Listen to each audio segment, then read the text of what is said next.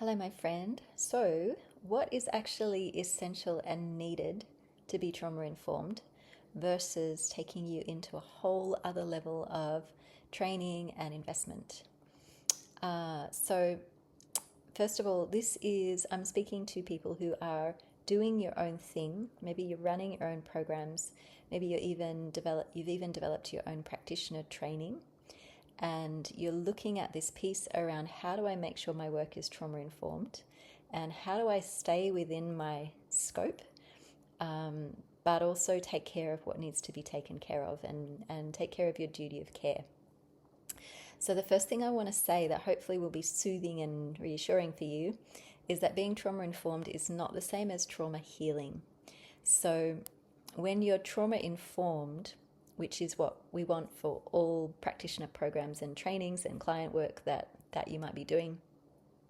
When you're trauma informed, it just means that you are aware of the existence of trauma, that you have implemented practices and policies that create enough safety for someone who might have experienced trauma. So you're creating safe enough spaces, and that you also have ways to support the nervous systems and the experience of your clients in a way that supports regulation and soothing without going into complex trauma healing processes. So the difference between that trauma informed practice and trauma healing is that trauma healing means that you're actually trained to work directly with trauma with a well-proven and trustworthy method. So that question, what is actually essential for me to be trauma informed without falling down the plug hole of doing whole new training, really depends on the depth of work you want to do with people. So if you actually want to treat trauma, I would recommend going and doing an in-depth training. Go do something for 3 years. And I got to say, working with trauma is complex and it's layered and there's always new things coming out. So for me, I'm constantly training in new modalities and new ways of dealing with it. It's an ongoing craft to be able to work sensitively with people. If that's what you want to do, go for it. It's beautiful, satisfying work. But if you have your own method, you have your own modality, your own practice, you love what you do, you really want to be trauma informed because you want to take care of your clients, your students, your participants, but you don't want to have to go into the depths of trauma with people, there is a few things that I see as essential for being trauma informed. So, and just to give you a little bit of background, my history in training in working with trauma initially started with studying somatic experiencing, and that's very much based on working with the body, working with the nervous system. It's a very somatic, we call it bottom-up way of working. So that deeply informs the way I approach creating trauma-informed spaces. So one of the things that you're going to want to do to be trauma-informed is understand the role of the nervous system and the brain in the way trauma impacts your clients. That doesn't have to be a 3-year training to understand that, but having the basics of what's happening in a nervous system, what's happening in the brain, is going to make a big difference to your self-awareness and the ways that you can create spaces and processes for your clients. So you want to understand the role of the nervous system and the brain. You also want to understand what kinds of things can trigger a trauma response, and obviously they're varied. But what might trigger a trauma response, what might inflame or make a trauma response worse, and what might soothe, reduce, or build more resilience in your clients.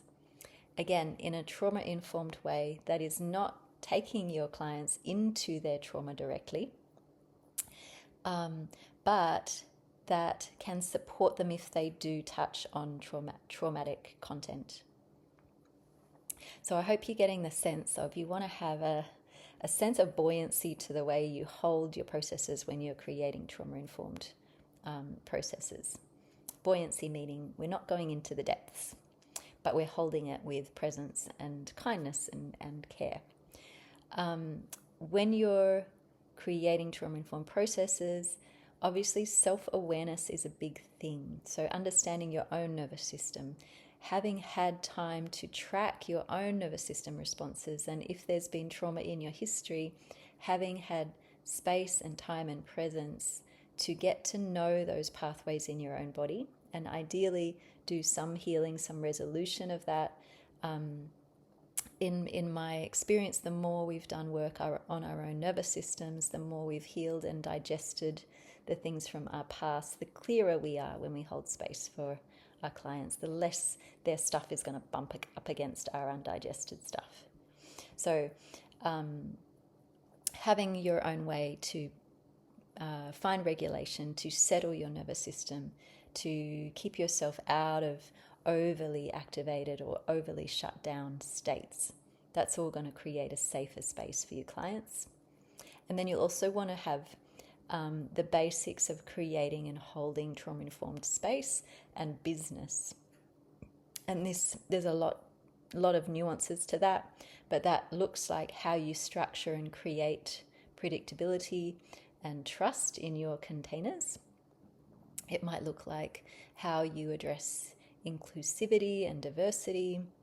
And there's a bunch of other things in there that I'd say, but that umbrella topic is how you create and structure your spaces to be trauma-informed. So it's less of what you do and more of what your business and your policies, your structures do for you to create a safer space.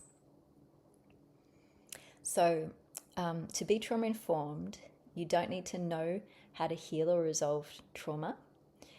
And if you would like help with clarifying your course, your practitioner training, and how you could potentially make it even more specifically trauma-informed, and make sure you're not missing any important pieces, make sure you're not skipping any important pieces, there's a few ways that I offer support with that.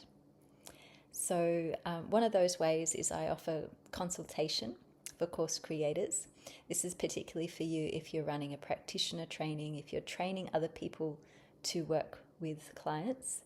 If you love your work, you love your modality, you know it works, you know it does amazing things, but trauma is not your specialty,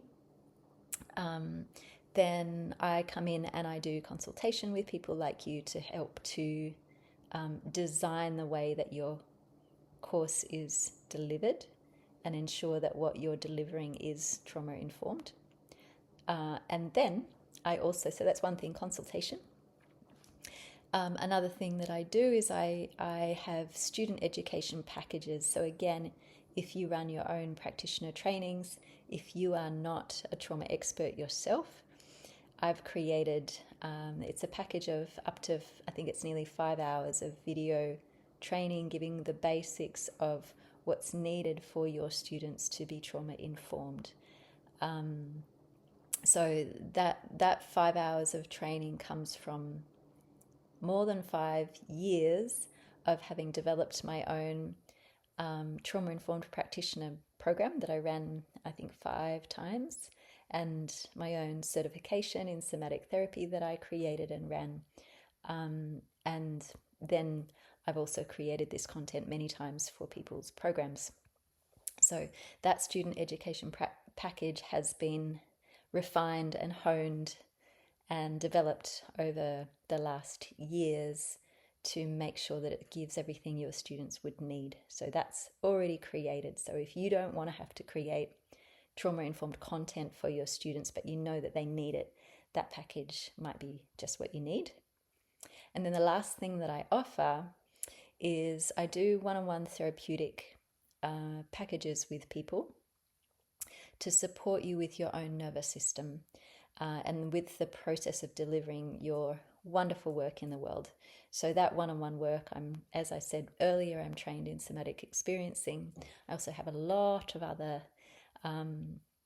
very somatic and embodied modalities that I use. I work with voice dialogue. I'm holding attachment therapy frameworks, lots of embodied processes that I'll take people through that are very much based on working through the body, and supporting you to build a new ground and foundation for the way that you do your work in the world, the way that you be in the world. So I hope that's been helpful. I would love to hear from you if you'd like to reach out, if any of those services are interesting to you, and love to hear your thoughts on creating trauma-informed content and processes. All right, lots of love.